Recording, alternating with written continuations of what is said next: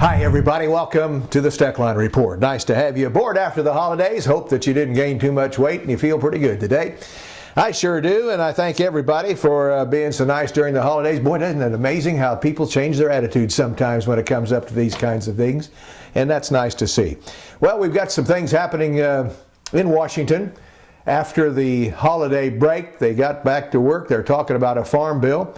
And we have an American Farm Bureau meeting that took place in Texas. We're going to talk about that in a minute. I first got started in the cattle business. My wife and my father-in-law got me into it.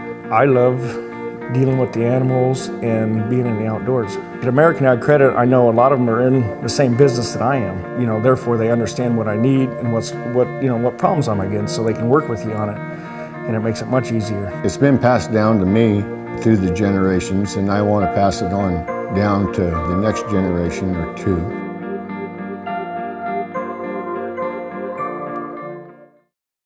For over 8 decades, America's farmers have counted on the little red tractor from Case IH, the Farmall, to help them make short work of their demanding chores. Well, Straub International can show you they aren't just for farms anymore. With horse ranging from 30 to 140, plus an army of attachments, a Farmall can tackle every chore on your to-do list, from hauling and mowing to loading and towing, and then some. Visit Straub International, your Case IH dealer at any of our 7 locations, to find a Farmall that's right for you.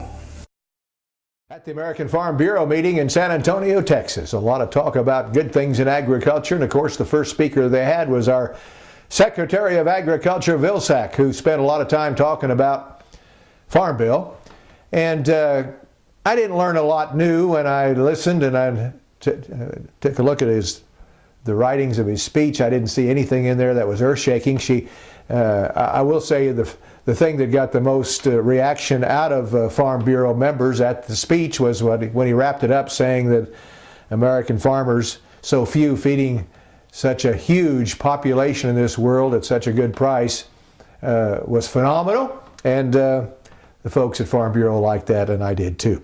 In the meantime, though, Farm Bureau is talking about Farm Bill issues, and as the Secretary pointed out, probably the biggest hitch in getting a farm bill put together at this hour is the dairy bill. And we've talked a lot about this on this program in the past, so this should not be a surprise to you. And I think probably that dairy bill, if it doesn't change, could hold up the farm bill in its entirety. That's how serious I think it is. And it is a very serious situation that the dairy people are talking about.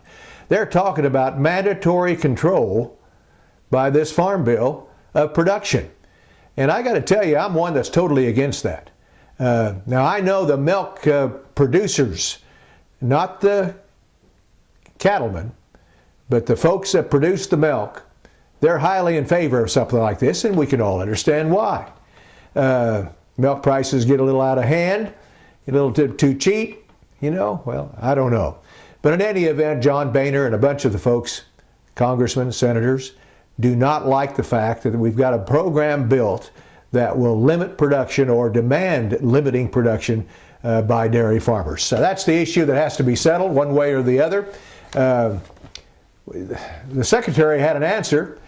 He said that the government buying surplus products has worked well in the past and should work well with dairy. And so he threw that out for people to think about. I don't know how far it's going to get. Speaking of Farm Bureau, they are concerned about the drive in the private industry for big data and what data aggregation efforts mean for personal information. Of course, a lot of this comes from EPA dumping a lot of personal information out into the public a few months ago. You remember that, primarily out of Nebraska, telling people that wanted it how much certain farmers and certain feedlots had on hand and how they were working things. They think at American Farm Bureau, and so do I, that information is private. There's no way anybody should get that unless somebody wants it to be put out. And so how do you stop it? I don't think they know, but at least they're talking about it. My hat's off to Farm Bureau for at least bringing it forward, and maybe there's a way someday to stop these hackers, I call them, and that's just not on the computer, friends. That's a lot of other ways as well, to keep our information personal and not let it out unless we agree to that. Well, we'll keep our eye on what's happening on the Farm Bill. Maybe something on a day-to-day basis will pop up. If so, you'll hear about it here on the Steckline Report. See you then.